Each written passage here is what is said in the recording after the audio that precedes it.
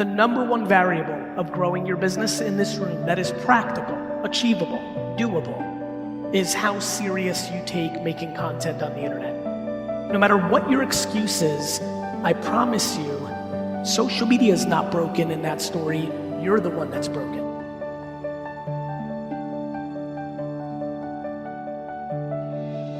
I know what's happening with the 20-year-olds that everybody makes fun of who are picking up incredible market share from a lot of you because they're actually being seen on social.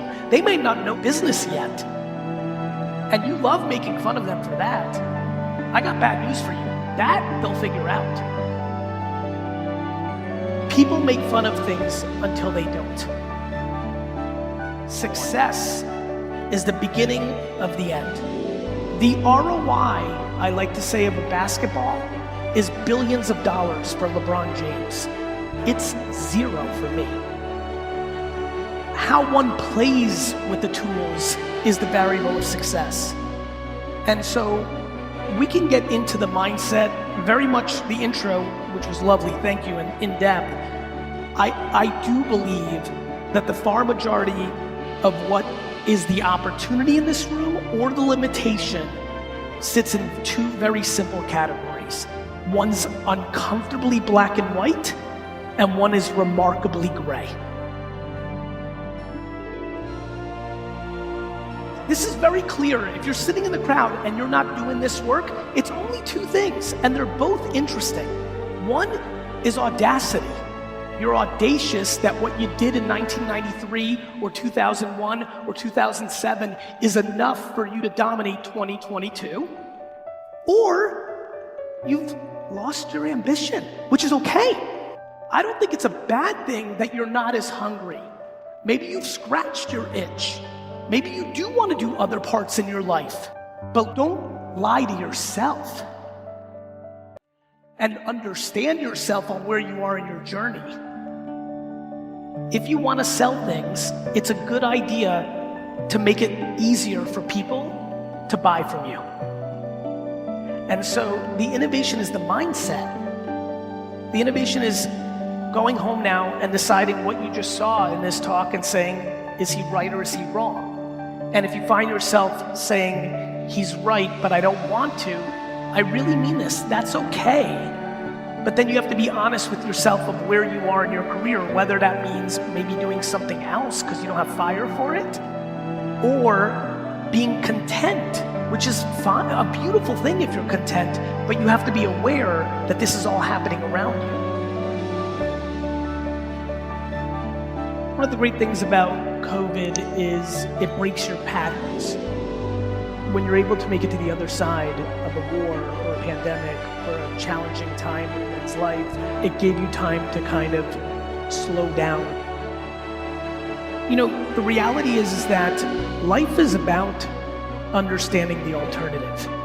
It's really hard to complain about what milk was put in your Starbucks when you came from dirt. So the number one variable of growing your business is how serious you take making content on the internet.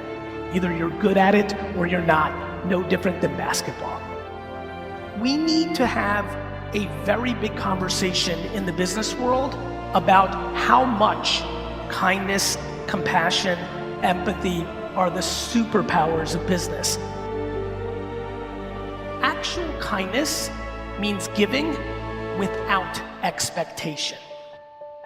And I believe in business, what is very clear to me is people think kindness and they use kindness, but what it really is a slight version of manipulation. You're doing something with thinking something else is gonna happen. You're referring because you think you're gonna, and it's all good. It's nice to maybe think, but don't confuse that with kindness. That's called strategy. Don't say you're kind, say you're throwing out reels and trying to hope it returns.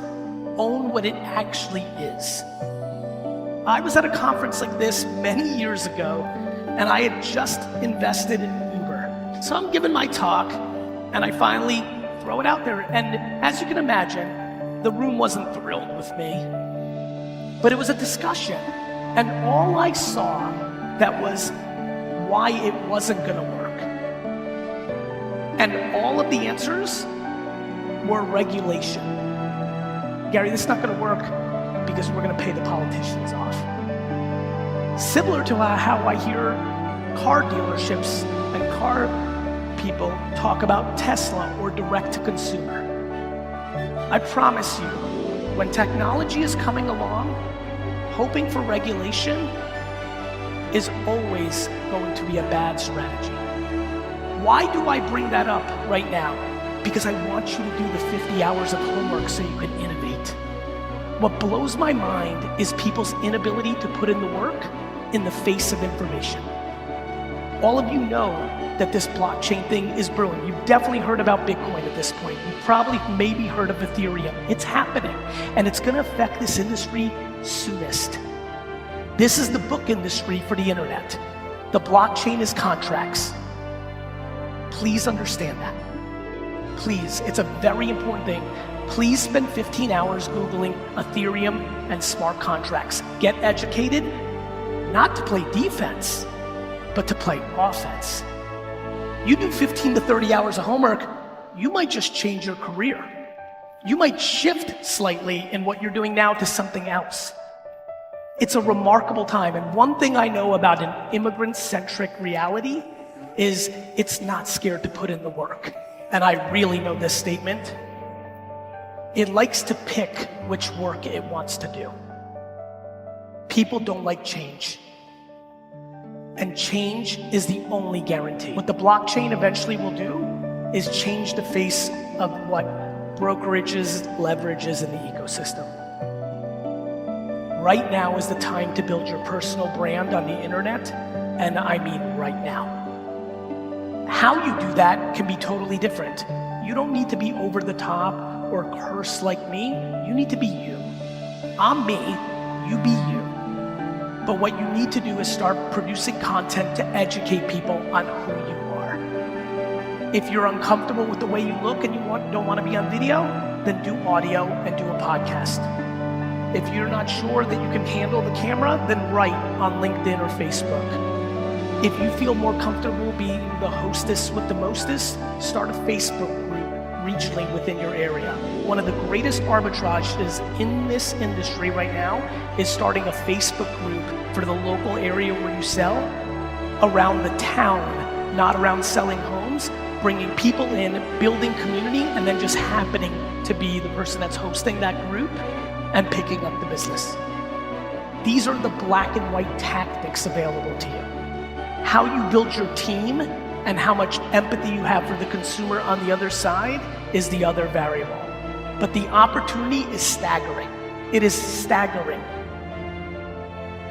I come here, fly across the country and fly back for one reason, to put so much pressure on this room to do the homework. I mean it. The opportunity is so real. You are literally one viral TikTok video away from selling 13 homes because of it.